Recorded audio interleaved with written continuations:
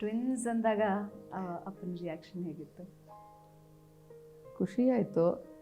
ಒಂದು ಮಾತಂತೂ ಹೇಳಿದ್ರು, ನನ್ನನ್ನು ಈ ಥರ ನೋಡಿರಲಿಲ್ಲ ಅಲ್ಲ. ನನ್ನ ಬರೀ ಪಪ್ಪ ಅಷ್ಟೇ ಅಲ್ಲ, ನನ್ನ ಟೆಕ್ನಿಷಿಯನ್ಸ್ ಯಾರು ಮೇಕಪ್ ಅವರೆಲ್ಲ ನನ್ನ ಫ್ಯಾಮಿಲಿನೇ ಅಲ್ಲ. ಅವರೆಲ್ಲರೂ ಹೇಳ್ಬಿಟ್ರು, ಬಾಸ್ ನಿಮ್ಮನ್ನು ಇದನ್ನು ಕೇಳಕ್ಕೆ ನಮ್ಗೆ ನಗು ಬರುತ್ತೆ ಅಂತ. I live the woman but more of a man in me. ಅದು ನೋಡಿ ನೋಡಿ ರೂಢಿ ಆಗಿತ್ತಲ್ಲ.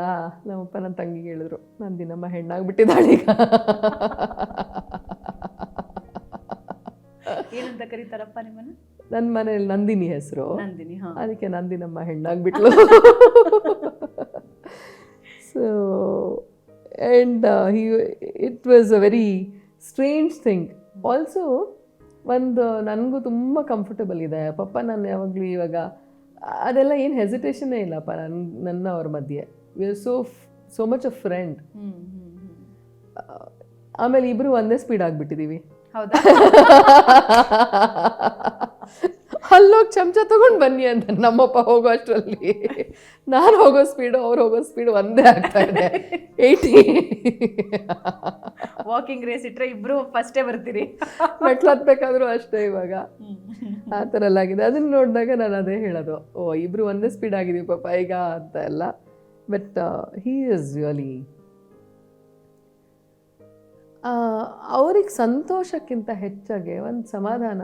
ಮತ್ತು ಯಾವತ್ತಿಗೂ ನನ್ನ ಜೀವನದಲ್ಲಿ ಎಷ್ಟೋ ತಪ್ಪು ನಿರ್ಧಾರ I have realised it myself. ಯಾವುದೂ ಅವ್ರಿಗೆ ಹೇಳೇ ಇಲ್ಲ ಭಾವನಾ. Never there aware. ನಮ್ಗೆ ಹೊರಗಡೆ ಮನೆಯಿಂದ ಹೊರಗಡೆ ಹೋದ್ಮೇಲೆ ನಾವು ಏನೇನಾಗಿದೆ, ನಾನು ಏನು ಮಾಡ್ತೀನಿ, ಯಾವ ಥರ ಜಗಳ ಆಡ್ತೀನಿ, ಅಥವಾ ವಾಟ್ ಎವರ್ ಏನೇನೋ ಮಾತಾಡ್ತೀವಲ್ವ ನಾವು ಸಿನಿಮಾದಲ್ಲಿ. ಕಾಸ್ಟಿಂಗ್ ಕೌಚ್ ಬಗ್ಗೆ ಮಾತಾಡ್ತೀವಿ.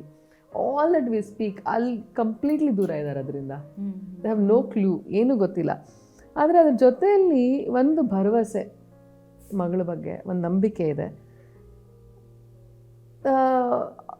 ನಿರ್ಧಾರ ಅದೆಲ್ಲ ಅನ್ನೋಕ್ಕಿಂತ ಹೆಚ್ಚಾಗಿ ಅವಳ ಜೀವನಕ್ಕೆ, ಅವಳಿಗೆ ಸಂತೋಷಕ್ಕೆ ಏನು ಬೇಕೋ ಅವಳು ಅದನ್ನು ಮಾಡ್ಕೊಳ್ಬೇಕು ಅನ್ನೋ ಒಂದು ಸ್ವಾತಂತ್ರ್ಯನ ನನಗೆ ಮುಂಚೆಯಿಂದ ಕೊಟ್ಟಿದ್ದಾರೆ, ಇವತ್ತೆಲ್ಲ ಕೊಟ್ಟಿರೋದು.